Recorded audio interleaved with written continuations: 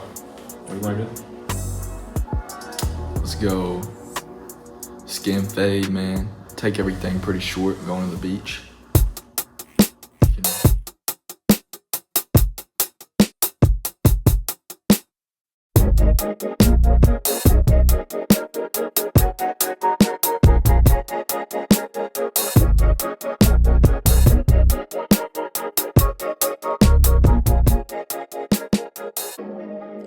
What's up, everybody? This is your boy Crafted Cuts, and just wanted to hop on here and just kind of tell you about this haircut.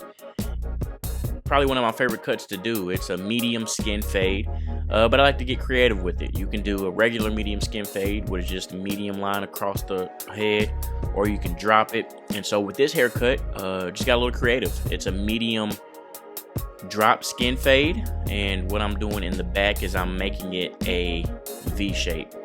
And so it kind of gives it this different effect of a drop fade. Instead of it being rounded, it has a V shape. And so my buddy Gage, who I've been cutting for about 2 years now, he likes this kind of new fade I've been doing on him. And so anytime I start my fades with this skin fade right here, I like to take my trimmer and set my bald line all the way around the head. And then after that, I clean it up with the trimmer.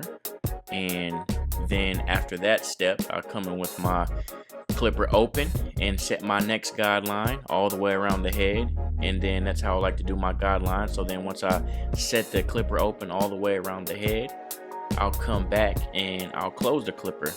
And then I'll do something called lever play. So I'll do closed, halfway, and open. And by the time I get back to open, that whole guideline should be faded out. And so then once I come back with I'll come back with a one guard. And so then same thing, I'll set my next guideline open. I always set my guidelines open. So I'll set it open all the way around the head. And then here's the trick. I'll take the one guard off and I'll put the half guard on, because the half guard will blend out what you set with the one guard. So then I come back with that half guard all the way around the head. And then you got it, the same technique. Closed, halfway, open, and then that should be blended out. And so the biggest guard that I will use on a haircut like this is a 2-guard. And so a lot of times I will take that 2-guard open and just go ahead and pretty much debulk the whole head, because as an artist you want a clear canvas and you don't want all that noise, all that clutter. So you want to debulk and get everything out the way, and then you start the process after that. And so the biggest guard I will use is a 2. And so now coming back from that half guard, I will stick on a 1.5 guard, and then same thing, open all the way around the head, and then to blend that line out, closed, halfway, open. Now with that 1.5 guard, if it doesn't blend out, then I'll come back with my 1 guard and pretty much what I call lever play again, but I'm not really using the whole blade. What you want to do is when you're kind of blending and attacking dark areas, instead of raising a risk of raising the fade higher, what you want to do is use a lot of your corner work, because you can really slice in those dark areas and blend that out and not run the risk of taking the fade higher. So instead of he wants a medium fade, if you keep going straight against the head and not using your corners, you can run the risk of giving him a high and tight. And so just really using a lot of corner work. And then at the end, shears. And so this was something that I struggled with when I was in barber school.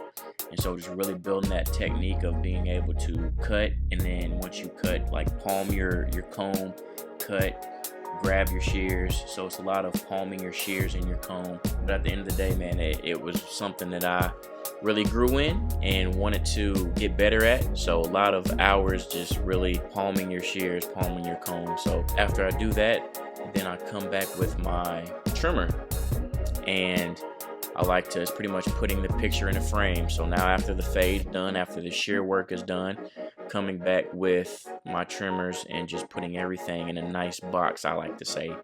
It's like if you're cutting grass, right? You cut it and then you come back with your weed eater and you want to make sure everything is nice and lined up and extra crispy. And so pretty much that's what the trimmers do after the haircut, is just putting everything, now you're framing your artwork. And so I hope you've enjoyed this haircut. Like, comment, subscribe, and man, just keep rocking with me, man, and we'll see what happens. But I just appreciate y'all. Thank y'all for tuning in. Love y'all. God bless. Peace.